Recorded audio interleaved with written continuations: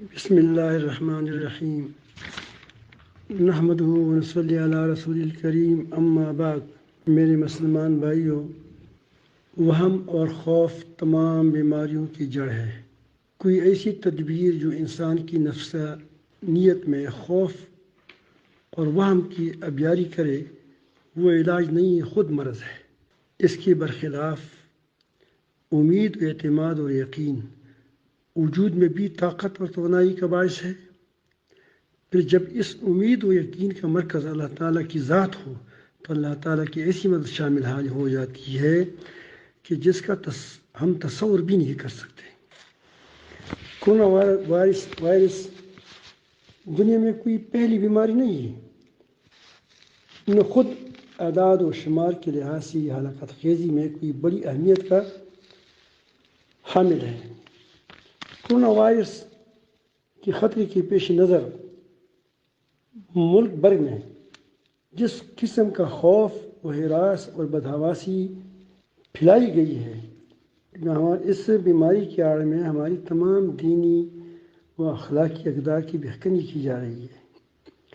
مساجد بھی ویران کی جا رہی ہیں، دینی اجتماعات، اسکولوں اور امتحانات وغیرہ پر پابندیاں لگائی جا رہی ہیں۔ حالانکہ وبائیں اور امراض اللہ تعالیٰ کی طرف رجوع کرنے اور اللہ تعالیٰ کی جانب دوڑ لگانے کا سبب بننا چاہیے، نہ کہ اللہ تعالیٰ کے فرار ہو کر گھروں میں بند ہونا چاہیے۔ شریعت مطہرہ میں ہمیں ہر نگہانی آفت کے موقع پر مسجد اور جماعت کی راہ بتلائی ہے۔ سورج گرہن ہو، چاند گرہن ہو، تیز و تند ہوائیں ہوں، بارشیں ہوں، تو اس وقت بھی رسول اللہ صلی اللہ علیہ وسلم مسجد کی طرف رخ کرتے تھے۔ گویا اللہ تعالیٰ کی آغوش مسجد گویا اللہ تعالیٰ کی آغوش اور پناہ گاہ ہے، جس میں آدمی محفوظ رہ سکتا ہے۔ جس کی جانب تکلیفوں اور دکھوں کا ستایا ہوا انسان ہر پریشانی میں دوڑ لگاتا ہے۔ کورونا وائرس کے خطرے کی وجہ سے مسلمانوں کو مسجد چھوڑ دینا، حتیٰ کہ نماز تک چھوڑ دینا، کسی طور پر مسلمانوں کی زیب نہیں دیتا۔ دوسری بات یہ کہ اس وائرس کے نام پر جو خوف و ہراس اور وہم پھیلایا گیا ہے، وہ پورے معاشرے کو بزدل اور خوفزدہ بنا رہا ہے۔ آپ خیال کریں کہ اگر یہ بزدلی اور خوف اور موت کا یہ ڈر اگر مسلمانوں کی افواج اور دفاعی اداروں میں سرایت کر گیا تو اس کے تباہ کن نتائج کس قدر ہو سکتے ہیں۔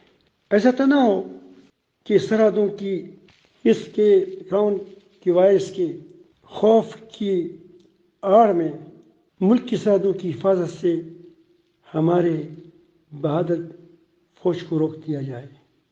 لہٰذا ان حالات میں علماء اور مشائخ اور حکمرانوں کو چاہیے کہ وہ لوگوں کو اللہ تعالیٰ کی طرف متوجہ کرے، نماز استغفار کی طرف متوجہ کرے، صدقہ و خیرات کی طرف متوجہ کریں، اور ان کو کہہ دیں کہ گھبرانے کی کوئی ضرورت نہیں ہے۔ آپ آیت الکرسی پڑھیں اور آپ ولا یعود حفظہما وهو العلی العظیم پر جب آئیں تو تصور کریں کہ میں اللہ تعالیٰ کی حفاظت میں ہوں، تو آپ کو کوئی بھی تکلیف نہیں پہنچا سکتا۔ جو شخص اللہ تعالیٰ کی حفاظت کی گود میں ہوگا اس کو کون تکلیف پہنچا سکتا ہے۔ لہٰذا ان چیزوں سے ڈرنے کے بجائے اپنے رب سے ڈرو اور اپنے اللہ تعالیٰ کی طرف بھاگو، اللہ تعالیٰ کی طرف بھاگو، اللہ تعالیٰ کی پناہ میں آ جاؤ۔ اللہ تعالیٰ ہمارے تمام مسلمانوں کی جان و مال، عزت آبرو کی حفاظت فرمائیں۔ السلام علیکم ورحمۃ اللہ وبرکاتہ۔